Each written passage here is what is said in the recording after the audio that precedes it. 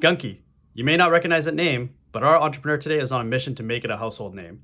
We're going to talk about his journey from starting a tech company, exiting that tech company, becoming an angel investor, but then having that entrepreneurial spirit just eating away at him and forcing him to come back and build another company, but not another tech company. He's now diving into consumer packaged goods. 3, 2, 1. Hey, what's up, everybody? We're back at it again with another founder episode, founder journey series. Really excited today. I feel like a broken record. Every episode, I'm like really excited because at the end of the day, these are entrepreneurs that I know and I really appreciate and I look up to. And so it's exciting for me to have these people on our series. Jayesh Parmar is joining us today. Jayesh is a entrepreneur, Canadian entrepreneur that's built some great companies. Picatic is the one that we're probably going to focus a little bit on today, and it was acquired by Eventbrite, and definitely a Vancouver success story. Had its ups and downs, but I've seen them firsthand since they are a Launch Academy company, and I got to witness a lot of the ups and downs firsthand. I'm going to let Jay talk about most of those. Jay, welcome to the series. Hey Ray, how you doing? And hi everyone out there. Tell us a little bit about yourself. I'm Canadian and very proud of it. I was born in probably the coldest place on earth, the Saskatoon, Saskatchewan. You don't necessarily think that you're going to start a tech company when you're in Saskatoon, but I did. I started a few companies, and then effectively ran into a problem. I was putting on events back in 2006, and as I was putting on events, I wanted to go out there and sell tickets. And at that time, you had to go out there and go to like music stores and drop some tickets and physical tickets, and you had to collect money. And it was just really hard. Who's showing up, who's not showing up, and then how do you go out there and capture those dollars? So at that time, I was like, okay, well, why don't we try and sell these online? I mean, you got to really think about it at that time. E-commerce wasn't a thing. Fast forward a little bit, we end up going and doing about $1 million in revenue in Saskatchewan, which was fantastic. Didn't know anything about tech. Didn't just really kind of just banged my head around it. We didn't even really call it a startup back then. Got that traction. Got invited to go to San Francisco. There is a pitch competition. Again, I'm awesomely embarrassed about this. Is a pitch competition with these big Valley folks came up to Saskatoon. When I had a piece of paper on stage. Reading from this piece of paper. So was this in Saskatoon? So these Valley guys came up to Saskatoon to scout companies, and they found little old Jayesh with an oversized two-piece suit sitting on stage with a piece of paper. Yeah, oversized two-piece suit with pair of runners on, maybe. Literally, I remember this. This investor being like, "I am dumbfoundedly impressed with how far you guys have made it with how little you know." Right. I don't know if that's like a backhanded compliment. I don't know. It's just like, how did you guys learn how to do what you did? So they invited me to come down to the Valley, which, in my world, I was like, oh my God, we're going to make $1 billion. This is on. That was a very sobering, humbling experience to really go down. And I at that time I was like, and this is the figure of speech, or this thing that I talk about. It's like being a phenomenal hockey player from Guatemala, and then you come up to Canada, and the kids on the street are better than you. That's what it was like when we went down there. Got an opportunity to learn, and then I call it the big fish, small pond. So totally. No matter where you are in the world, this is a true to fact thing that happens, is that you in your market become that big fish. But when you move to a market that's a little bit larger, you become the small fish in that market. And you have to learn to swim all over again, because the fish in that market swim differently. Oh, and faster. They're at a different speed. And yeah, they're faster. All the signaling that happens in the industry, as well as the networks they were able to go out there and have. So, really quickly, I learned that I need to go apply for accelerators. I didn't even know that there were accelerators at that time. And so that we applied to an accelerator. At that time, there was this only a handful. There was one that was extremely lucrative. That was in Toronto. It's called Extreme Startups. They accepted 5 companies. all Ontario-based companies, except one that was from Saskatchewan. We got accepted, went through that whole entire process, again, leveled up really quickly outside of my comfort zone. This whole entire process, went through the CTA program in New York, and then finally, we got pregnant, my wife and I, and we decided that we needed to come. One is, pragmatically, is we wanted our kid to be Canadian. Two is we know that there's a lot of advantages of running after raising money is building your company in Canada. And that's when I knocked on your door. Your name came up as one of the pillars of Canada, and especially in BC, of who to talk to.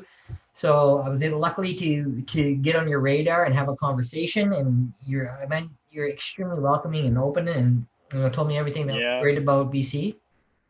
Well, I think from what I recall, we talked about so it was a phone call, and you said your options are either to build in New York or build in Vancouver. And correct me if I'm wrong, but I think I advised you to go to New York and not come to Vancouver because you were already there. You already had a network going there. Yeah. But then when you told me, yes, you're having a baby, you want the baby to Canadians, like, okay, now I totally understand that whole other dynamic. Like, if it was just isolated just on your business, I'd say, no, go to New York. You've already built a network there. But there are other aspects. There's the human aspects of the entrepreneurs that, I'm happy that you did end up coming to Vancouver. But we actually ran into each other at South by Southwest in Austin, middle of the street. It's like random, turn a corner, and you're like just staring there looking at me, hey, aren't you Ray Wallia? I'm like, yeah. I said, oh, Jayesh, we had a call a couple weeks ago. I'm like, oh, wow. It was such a small world. Random place to meet, yeah. Yeah, oh man, that's almost a decade ago. That was before you had gray hair on your chin. Yep. And then moved to Vancouver, built up the team. It was absolutely like, listen, here's something that I we did not have in Saskatoon, in very many places, but we didn't have a launch academy. And I am so grateful for the fact that we had a safe landing spot that could help us go out there and just have a support group on day one. Not but for that, we wouldn't have had the foundation we did. And it's that concentration of entrepreneurs. Like the facility is one thing, but it's the people in the facility that really make a difference for entrepreneurs. And it's a peer network. And yes, Saskatoon has great entrepreneurs, but and I think it's different now than it was back then. But it's that fragmentation, people just working out of coffee shops and small little basements or little pocket offices here and there. Getting them into one room makes a world of difference. Well, yeah, I mean, those iterative cycles and being able to go out there and solve the problems fast and being able to cross-pollinate ideas, and you nailed it. I mean, collabs in Saskatoon, they have that now. We didn't have that back a decade ago. Launch Academy we had, and then so again, we were able to go out there and use that as a launch pad, if you will. And fast forward half decade, we built a company and we sold it into a Silicon Valley based company. And then a month later, we went public with it. And it's been an incredible journey from, buying a URL to selling a URL. and now you're kind of back at it again. So that founder journey never really ends. Yes, you got a company off the ground, you got a nice big exit, but that entrepreneurial bug hit you again. So you did something a little bit different though. Well, let's take a step back. You thankfully and really appreciate the fact that you didn't just take your money and sit on a beach somewhere. You're an active angel investor now. You're giving back. You're helping other entrepreneurs. You're contributing to companies. You're contributing to the ecosystem, which is what we need to see more in this market and every market. That's probably one of the telltale signs of how successful a ecosystem is how many active exited angel investors are in that market, and you're one of them. So thank you for that.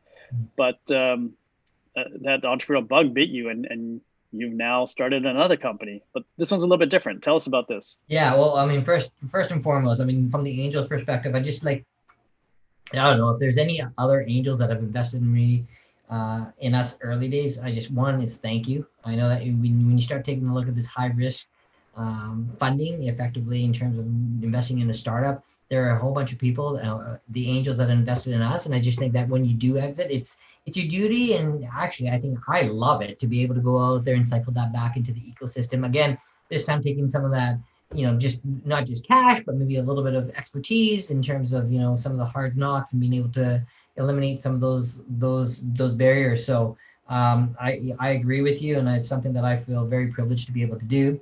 But at the same time, every time I talk to one of my portfolio companies, I get jealous.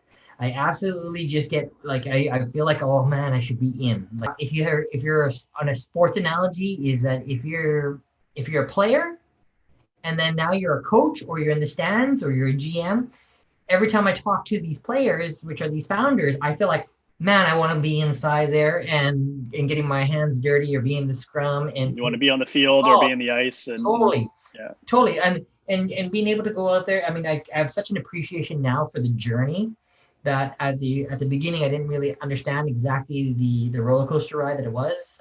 But now being able to come through it, I miss it. I really do. It's so, I decided to come in and put my hat into the ring. I'll give you this. COVID gave me my wife and I an opportunity to really spend a lot of time together, and there's two things are going to happen. One is that we're going to be like, oh, we need to get out of the house and go further away from each other, or two is that we need to work closer together. And she's a phenom. She's a 40 under 40 entrepreneur, performance marketer, does really successful, author, multiple degrees, blah blah blah. She makes me look bad, but she does really well at performance marketing. And I was like, well, why don't we build our own product? And there's a product that I love, and so I pitched my wife and to see if she would be a co-founder, which was fun. And she came on board, and we developed a product company that we're excited to go out there and launch and share and sell towards the world. So big jump though. You went from being a tech entrepreneur building software and virtual data products to a physical product. So something that is tangible, and the go-to-market for that is very different than what you're used to. Yeah. So kind of tell us that journey, like the excitement, but also the oh shit moment where you realize that this is something different. Oh man, totally. Well, first of all, I feel founders are lifelong learners. They continually want to learn and kind of put themselves out of comfort zone. So yes, I definitely have a lot of experience with building software companies and can dive right back into that. One of the big drivers for me was to be able to go out there and build a phenomenal team. And my wife and I, in terms of having that team, those expertise. So like, I always think that one of the most important things of building a good company is having that foundational team. So that was a big driver there. The product, it's nice to actually physically touch something in terms of something that you're creating and going through that process. And then the oh shit moments are the supply chain, working with manufacturers, understanding the whole actual selling process, the 3PL, the just all these new concepts and ideas that we weren't familiar with, and then also having the capital in order to go out there and do inventory management and all in that whole gamut. So that has been a lot of fun. There hasn't been oh shit moment. It's been more like, because now I think I have enough experience that I really relish the the barriers, because it's just like, oh, okay, how do we solve that? We'll get it done. But you've also taken the knowledge and experience from building the company to where it was, to the exit, to this new company, and you took a very lean approach to it, where you just put up a landing page, measured customer interest and product customer fit, and then once you were there, you're now ready to take those next steps. And so you did a very pragmatic way, as opposed to probably 10, 15 years ago, where you probably would have jumped head on into manufacturing a product and setting up a stand at a corner and trying to sell physical goods. Well, can we take all of our tech, iterative process, lean methodologies, everything that we take in terms of what we've done with, building a software company, and put it into a product company, something that isn't really tech sexy? And can we adapt those? And it is going to be e-commerce. It's going to be tech-based, really heavy in terms of how we do that piece. When you start running, software companies, you're competing with the world. There are, it's not like a product company where you're maybe competing in a small area or just or your community. Is like you're competing with the world, and you got to be at a high standards. You got to be extremely efficient. You got to run really fast, and And so we're taking that DNA and putting it into this product, and hopefully it'll come out well. You and the experience that you have, I'm pretty sure you're going to do a good kick at the can to make it successful. But also, like, you've got experience. You've been through a lot of ups and downs. Yeah. And we're going to get real here for a minute. Sure. and talk about the struggles and the challenges and the realities of building a business. Yes, you had a very good outcome, but that journey to get there wasn't easy. And what is your take on what does it take to build a company? What are some of the things that people don't talk about that they should be talking about, or be cognizant that they might be running into these things as they dive into entrepreneurship? Yeah, listen, I mean, I'm going to be, I try not to romance the hardships of it or the successes of it. And I want to try and be extremely pragmatic, and also real. Throughout this whole entire journey, it's been extremely difficult. I'm thankful for it now because it's made me a better person, and being able to go out there and push me through those comfort zones and give me more tools with it.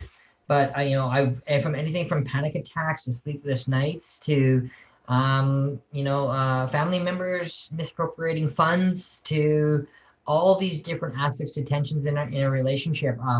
There has definitely been the hardest experience of my life has been an entrepreneur, bar none, period.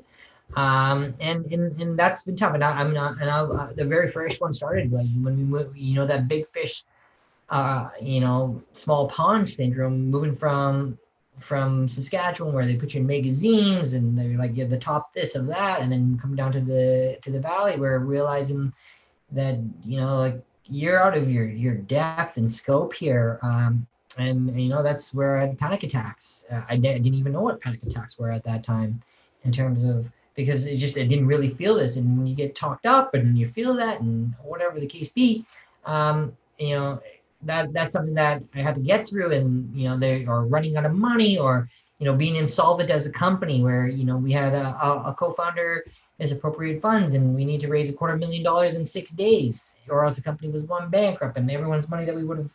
And I remember coming into your office, and I'm an Indo-Canadian, I'm brown complexion, but I probably had white complexion that day. Just kind of like, and just not being able to eat. And again, like, in all those life processes, and there's something that I keep reminding myself is nobody died, right? And so, Yeah. And especially in a world of COVID, and and where we are right now, so that's something but for each one of those experiences. And here's the interesting part, and something that I share, especially when we talk about this, is that when I was going through all the hardships, I would go out there and talk to mentors like you. I'd go out there and talk to our investors. And there's this little, it's not a grin. There's this sympathetic look that goes on their face. And they think, oh, you think that's a bad story? Let me tell you about mine. And there's this commonality, and nobody talks about it, right? And there's like shit storms, shit damages, shitty situations with every entrepreneur and every story in terms of building it. And they just realized it was a comforting aspect of being able to go out there and talk to these entrepreneurs about that. So the thing that I do know is that resolve and fortitude, and dedication and drive, if those aren't things that aren't embedded in you, I just take a job, work for someone else, because you don't need the stress of this. Yeah, but I do know some entrepreneurs need to go through that journey to realize that they're just not cut out to be an entrepreneur, or that the second or third time is going to be that much easier because you now know what to look out for, or how to address these challenges or issues that come down the pipeline. Sure. You're right. And I mean, like, and here's the thing is, like, our industry, no fault of its own or fault of its own. It's like we romance the stories in our tech press in terms of, oh, this raise or this happens or whatever the case be. Sometimes I think that, it might be there's a false perception of what it really takes. And I love sort of using the analogy of that iceberg. You only see a little bit on the top, but everything on the bottom, all that on the bottom is what it takes. And again, it's just, I enjoy it. I relish it. It's and it's got to the point where now I've been able to go understand the highs aren't as high, the lows aren't as low. I can stay pretty even keeled throughout the whole entire process. Nobody's gonna die today, hopefully, knock on wood. Yeah. But that takes experience. And again, that is like a strong, realistic approach. Is like, things are terrible, but hey, at least nobody died, or at least I still have my health, or I still have a family and my kid and whatnot. But when you are going through that challenge or that ups and down, or that threat of insolvency or whatnot, it's hard to look at all those other things because you're faced head on with this serious, immountable problem that you don't know how to get around or get through. And so there's a little bit of forgiveness that yes, you don't realize how good you actually have it. But and I'm speaking as somebody that sits across from entrepreneurs all the time while they're going through these scenarios. You can't not appreciate what that entrepreneur is going through right now, and telling them the story. Well, hey, that's not bad. This is bad. It's like, well, yeah, screw my story. Like, I was able to get through it. I need to figure out how do I get you through the situation right now, or how can I point you in the right direction that can help you there. And so what do you feel, what are some of the strategies that you were able to leverage to kind of get you through hurdles or brick walls that you thought were insurmountable? Well, I mean, that was it. Is talking to mentors, advisors, and people is chop wood, carry water, is keep your feet always moving. Everything in my life, I remember a message that you sent to me, and it's been something I probably said 1,000 times. And I just remember that you saying this. This is a quote that I've heard from you. This is a very well a quote, is that every great thing starts with one conversation.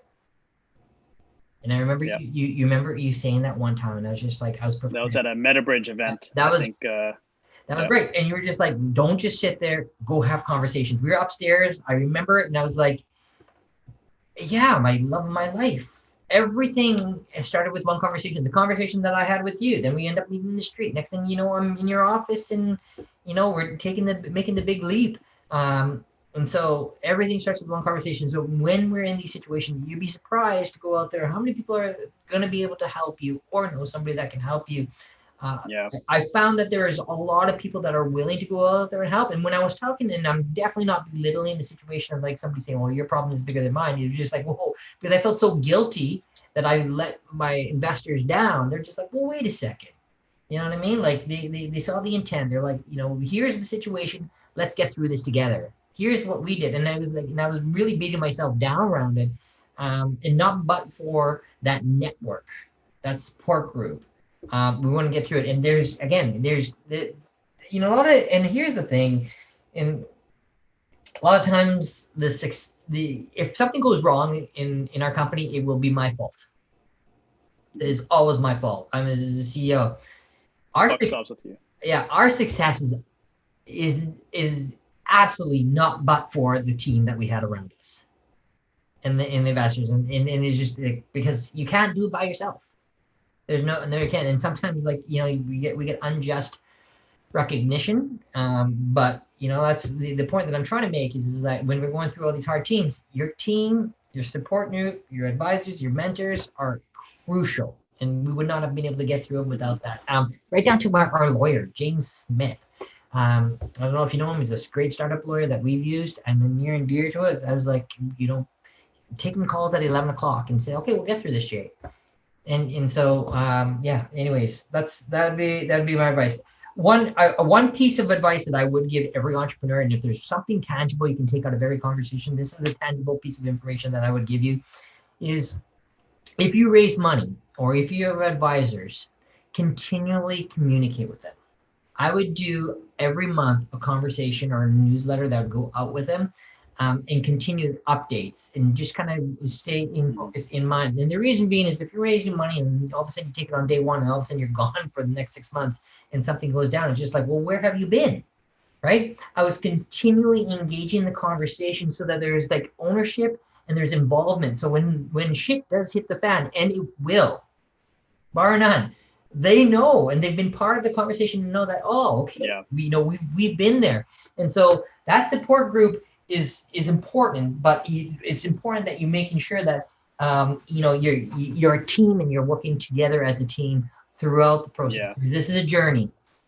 And that conversation, like just keeping open dialogue, they can help you mitigate challenges that they see coming down the road that you might not see because of experience and whatnot. Yeah. But B, when you do hit a serious issue or a challenge, it's not just on you. You totally forget that these are entrepreneurs, these are leaders. They're well connected.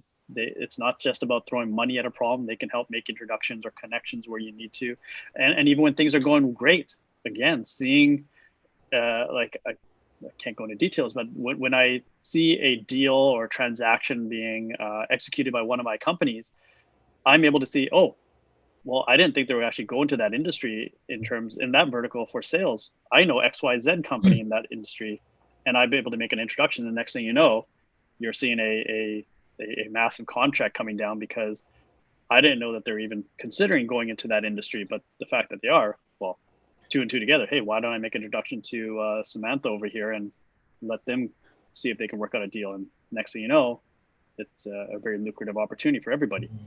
But if that information, that dialogue wasn't there, I wouldn't have known.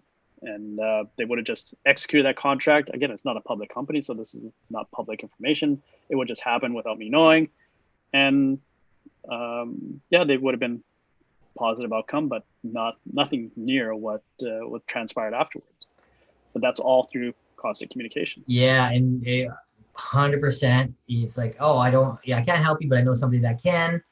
And everything starts with one conversation. Another, if you want to get a little bit more pragmatic, of something that worked real well for me, is I'd make it very bite-sizable in terms of how I communicated. So the first 3 metrics was how much money we have, what to burn left. So like legitimately just gave 2 KPIs of like, where are we doing from oxygen? We call money in the bank oxygen in terms of funds. And then after that, I would just have sort of a highlighted, not like too much to read, like really pointed sentences. And because I knew that one is that's as much as that most advisors and investors would consume. Second of all, if they had questions, they would give me a shout and they would, hey, can we talk on this? And so that was it. And so if there's any advice I can give you, that, because I've seen some that go on for days, and investors, from my experience, I was like, hey, did you read that? And I put so much time and effort into it. And they were like, yeah, I got through the first paragraph. Yeah. You got to remember, attention spans are shrinking left and right, and keep it simple. Put the key metrics up at the top, and then make sure you have a clear ask. Regardless of what it is, even if you think this person, there's no way that they can help, put it out there. You never know who they know or what they are doing. Sure. And it's I want to change. Oh yeah, go ahead. One last thing. It's also not time to romance the company. Talking about the hurdles is that's a great time to talk about it, because folks will help. Anyways, we'll carry on. Yeah. Well, we want to kind of change gears here and start talking about what you are now looking for as an investor in entrepreneurs. Mm-hmm. So you've been on one side of the table, you're now sitting on the other side of the table. How are you approaching angel investment and mentorship and this new role?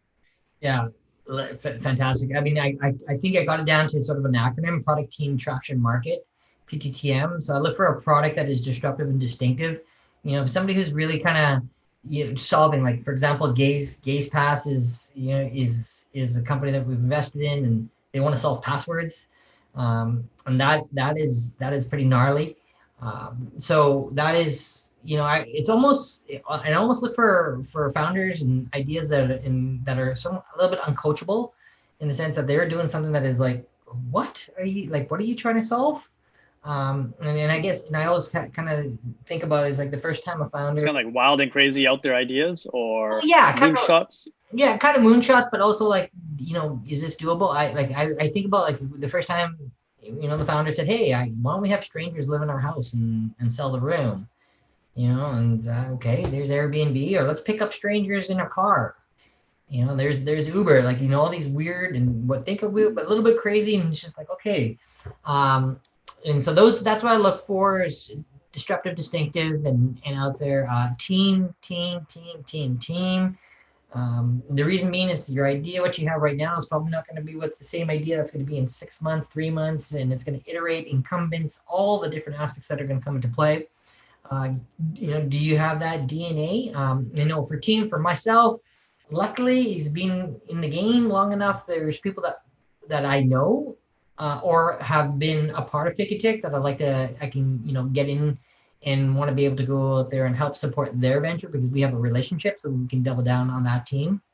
But yeah, let's definitely look for team around that, because that's software doesn't build itself; it's built by humans. Market is at this point is I'm not looking for a 6% return or 7% return. It's literally we're looking for big swings. And does it make venture math sense? Is it structured properly? Do they have the signaling all in place? Do I feel that they'll be able to go out there and bring on follow-on funding, et cetera? And what type of traction? It's gone are the days, and this is my opinion, but gone are the days of, well, I know that this is a business plans. By the time you've written, done it, and executed, it's over. Gone are the days of really having sort of a minimal viable product sort of thing. It's just, do we actually, especially with software, talking software only, do you have traction? Do you have users? Do you have and revenue? I'm not big on revenue. I think that's okay, but I'd rather understand exactly what your traction. Somebody actually want to use your product and how sticky is it? Right? Yeah, where is it? What is that? And are you probably, is it a painkiller or a vitamin? And so that's what I take a look at. And so that's kind of a nutshell. It's a lot. But it's been companies, the world's been so democratized in terms of how easy it is to start a company that the ceilings are getting higher and higher. So that's what I take a look at. And there's a lot of great founders out there doing some crazy cool things. Yeah, well, if you have a little kid coming out of Saskatchewan building this ticketing company and now becoming an angel investor, anybody can do it. Yeah, hey, trust me, if I can do it, yeah, definitely the bar's low. Jay, this has been an awesome conversation. I want to kind of wrap it up with one last question. Fire away. What's an app or a tool that you, as a founder, as an entrepreneur, or even as an investor, you can't live without? Yeah, it's Slack. Slack. Okay. Okay. Luck is an app. Yeah. Where do I download that? Yeah. I want that app. Slack. Yeah, Slack is it. It creates efficiencies, the integrations that they've been able to build in. It's just an email killer. That is the one tool that we're old enough to know that with the pre-Slack days when people used to just completely run through email and that is just Slack has been my, and maybe biased to it, but it's sort of homegrownish as well. Yeah, it's a Vancouver-based company. Yeah. Stuart Butterfield and the team there, the engineering team's here, but the executive team's now in San Francisco. Yeah. They're still a big influence here in the Vancouver market. Yeah. Jay, you've been really valuable with your time and insight and lots of advice. It's your opportunity to engage our audience to do something for you. What's your call to action? What can our audience do for you? Yeah. Hey, listen, I'd love you to go out there and invite you to our website, which is Gunkii, Gunkii. That's Gunkii.com. Come on to Gunkii, take a look at in terms of our minimal viable product, in terms of what we put out there. It's not for sale. You can sign up in terms of a waiting list, but we'd love to get your feedback. My email is the letter J at Gunkii.com, just the letter J. If there's any type of feedback that you have, we would love it.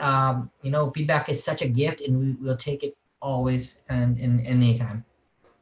And Gunkii is, for the audience, the new startup, your product-based startup that your little new baby. It's a tongue scraper. It's a tongue scraper, and if you don't know what a tongue scraper is, you're gonna find out. Hopefully, that's enough of a cliffhanger. Good hygiene. Good hygiene is always important. Hey, man. We're saving relationships one breath at a time. That's an awesome slogan. Is that your actual slogan? That is our slogan. Yeah. That's awesome. Yeah. Saving relationships one breath at a time. Yeah. Jay, that's an awesome way to end the talk here. Thanks for Okay. your time, and look forward to getting my Gunkii one day and saving a relationship, even though I don't have one right now. Hopefully, I'll be well prepared when I do. Fantastic. Thanks, Ray. Thanks, Jayesh. Yeah.